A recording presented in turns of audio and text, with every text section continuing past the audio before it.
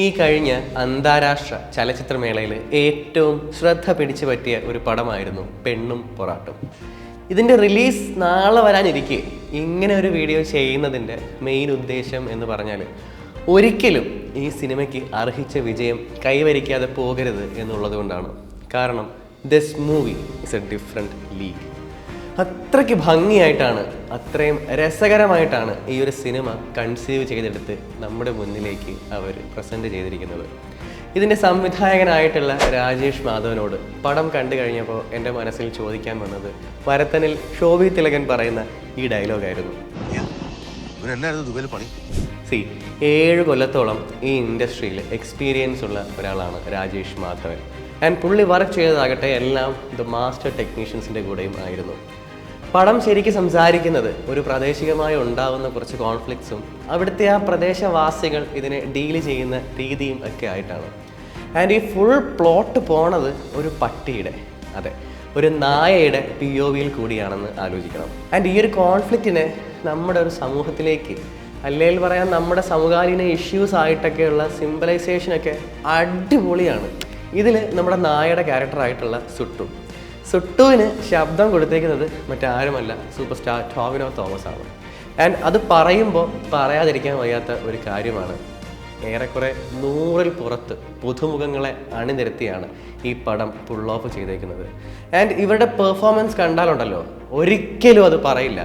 ഇതിൽ നായികയുടെ കൂട്ടുകാരിയായിട്ട് വരുന്നൊരു പെൺകുട്ടി, ആൻഡ് ഇതിലെ പ്രതിനായിക വേഷം ചെയ്ത ഒരു ചേച്ചി, എൻ്റെ അമ്മോ എന്തുവാ കാണിച്ചു വെച്ചേക്കുന്നത്!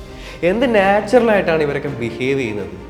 നമ്മൾ തൊണ്ടി മുതലും ദൃക്സാക്ഷിയും അല്ലെ പോട്ടെ മഹേഷിൻ്റെ പ്രതികാരമൊക്കെ നമുക്കിപ്പോഴും ആ ഒരു ഫ്രഷ്നെസ്സും യുണീക്നെസ്സും തോന്നുന്നത് എന്തുകൊണ്ടാണ്? നമ്മൾ ഈ പടം കാണുമ്പോൾ നമ്മളെ ആ ഒരു ടെറൈനോട്ട് അങ്ങ് കൊണ്ടുപോകും.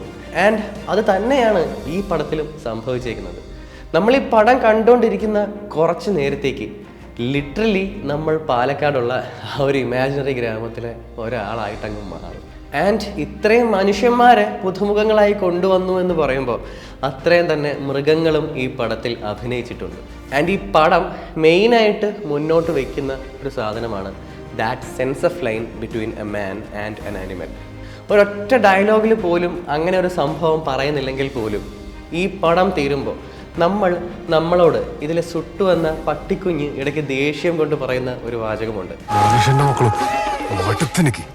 ആൻഡ് ഇങ്ങനെയൊക്കെ പറയുമ്പോൾ ഈ പടം കുറച്ച് സീരിയസ് മോഡ് പിടിച്ച് പല ലെയേഴ്സൊക്കെ ആയിട്ട് ഭയങ്കര കോംപ്ലിക്കേറ്റഡ് ആയിട്ടാണ് എടുത്ത് വെച്ചേക്കുന്നതെന്ന് ഇത് ചിലപ്പോൾ തോന്നും. പക്ഷെ ട്രസ്റ്റ് മീ ഗൈസ്, ഈ പടം ഉണ്ടല്ലോ ഒരു out and out commercial comedy എൻ്റർടൈനറാണ്. ലൈക്ക് നിങ്ങൾക്ക് ട്രെയിലർ കണ്ടപ്പം ഓൾറെഡി മനസ്സിലായി കാണും, ഇതിൽ വേട്ടയാടപ്പെടുന്നൊരു പട്ടി, അതാണ് സുട്ടു ഈ പടത്തിൻ്റെ ആദ്യം മുതൽ അവസാനം വരെയും ഓട്ടമാണ്. ആൻഡ് അവൻ എവിടെ ഇതിൽ നിന്നിട്ട് പോലും ഇല്ല. പടം തുടങ്ങി അവസാനം വരെ ഈ സുട്ടു ഓടുവാണ്. സുട്ടുവിൻ്റെ കൂടെ നമ്മളും ഓടും, അല്ലെ ഈ പടം നമ്മളെ ഓടിപ്പിക്കും. അതാണ് പെണ്ണും പൊറാട്ടും. ഒരു സീറ്റഡ് എൻ്റർടൈനറാണ്. ഇതിന് ട്രെയിലറിൽ അവസാനം കാണിക്കുന്നുണ്ട് രാജേഷ് മാധവൻ മെയ്ഹം എന്ന്. അത് സത്യമായിട്ടുള്ള കാര്യമാണ്. നമുക്ക് ഇതുവരെ കണ്ടിട്ടുള്ളതിൽ the master of chaos was the master itself, LJP.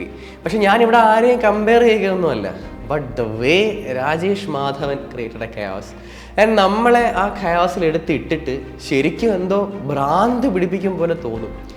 ഇതിൽ ഈ രാജേഷ് മാധവൻ്റെ വിഷന് അതേപോലെ കോംപ്ലിമെൻ്റ് ചെയ്യുന്ന ഒന്നായിരുന്നു ഇതിൻ്റെ cinematography. For example, may be Rajesh Madhavan ഒരു ഭൂമികുലുക്കമായിരിക്കും ആവശ്യപ്പെട്ടുണ്ടാവുക, പക്ഷെ സിനിമാറ്റോഗ്രാഫർ ആൾക്കൊരു മഹാപ്രളയം തന്നെ എടുത്തു കൊടുത്തു എന്ന് വേണം പറയാൻ. ആൻഡ് ഇവരുടെ പണി പറഞ്ഞതിൽ നന്നായിട്ട് അവർ ചെയ്തു കൊടുത്തപ്പോൾ ഓൾറെഡി എഡിറ്റിംഗ് ടേബിളിൽ മാജിക്ക് കാണിക്കുന്ന ഒരു മനുഷ്യനാണ് Chaman Chacko. And he did what he always does. കൂടെ മ്യൂസിക്കിൻ്റെ എലിവേഷനും. ഞാൻ ഇപ്പോൾ എന്തു പറയണ്ടേ, ഇപ്പോൾ ആരെയാ പറയണ്ടേ?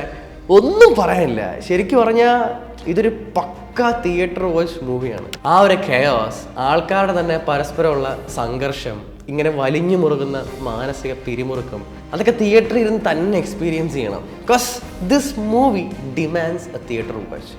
ആൻഡ് ഇതെല്ലാം ആദ്യം മുതൽ അവസാനം വരെ ചിരിച്ചുകൊണ്ടിരുന്ന് കാണാൻ പറ്റിയാലോ, അതാണ് ഈ പടത്തിൽ ചെയ്തു വെച്ചേക്കുന്നത്. പടം തുടങ്ങി അവസാനം വരെയും ഹ്യൂമറിൻ്റെ ഫ്ലെയറിലാണ് ഇത് ട്രീറ്റ് ചെയ്യുന്നത്.